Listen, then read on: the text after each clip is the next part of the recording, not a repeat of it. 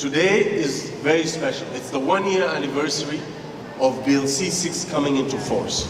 So this bill really brought important changes to the Citizenship Act. So we campaigned on a promise to restore fairness to the Citizenship Act and to end two-tier citizenship, and we've kept that promise. We passed Bill C-6 exactly 1 year ago. It came into force exactly 1 year ago, and our government has now removed all those obstacles to Canadian citizenship that were put in place by the previous government. We have reduced the residency requirements from 4 years out of 6 years to 3 years out of 5. And we've changed the knowledge and language requirements, the age range back to 18 to 54 years of age. It is also finally fitting that I'm here at Seneca College to welcome many international students who study in this and many institutions in Canada.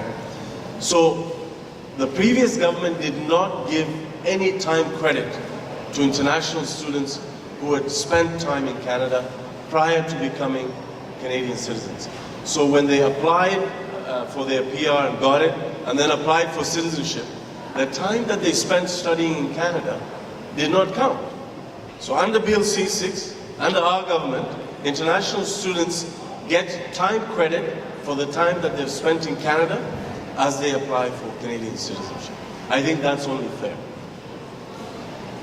These are some of the changes. So I'd like to update you on what the impact that Bill C-6 has had. So last year, we had 108,000 people receive Canadian citizenship. This year, that number has increased by 40% because of Bill C-6, because of the facilitation measures. This year, 152,000 have received Canadian citizenship. As a result, more permanent residents have been able to apply for citizenship. From October 2017 to June 2018, we received 240,000 applications for citizenship. That is double the same amount from last year. Despite that, despite our government receiving double the number of citizenship applications, we are processing Canadian citizenship applications in 12 months or less, which is half the time it used to take under the previous government. Under the Harper Conservatives, it used to take 24 months for an application for Canadian citizenship to become finalized. So despite getting double the number, we're still keeping the standard of 12 months or less. We will never support two-tier citizenship. We will never support second-class citizenship. A Canadian is a Canadian is a Canadian.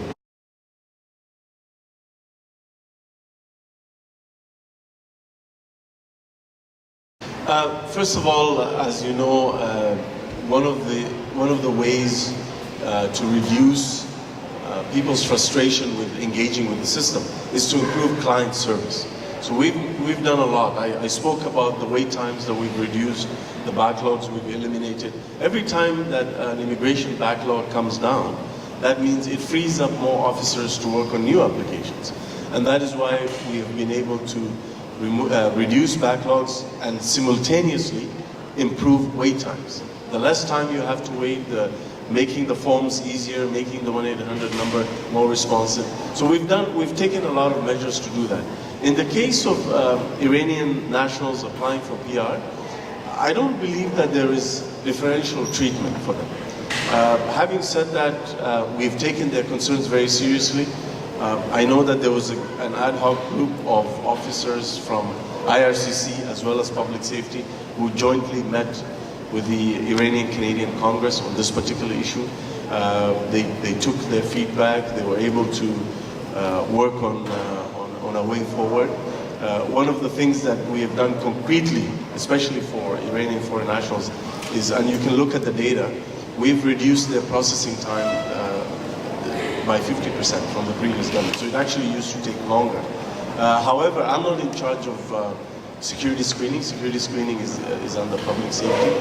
And we also have, of course, as much as we want to improve client service and make things faster for clients, At the same time, we have an obligation to make sure that we ensure the safety and security of Canadians. So each and every foreign national has to go through security screening. And that takes the time that it needs to take based on a number of factors that are, of course, dependent on the individual file.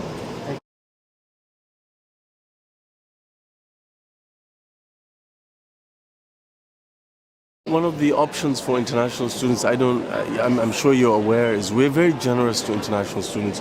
We allow them to work for up to 20 hours while the school is open. During the breaks in the school system, as in summer or Christmas, they can work full time. They have access to the postgraduate work permit after graduation. So they can financially support themselves through working, and we allow that option so that if they have financial difficulties. I'm also aware, of course, that the institutions also have scholarships for international students who are in financial need. So I think those are some of the solutions to that challenge. But it's very difficult.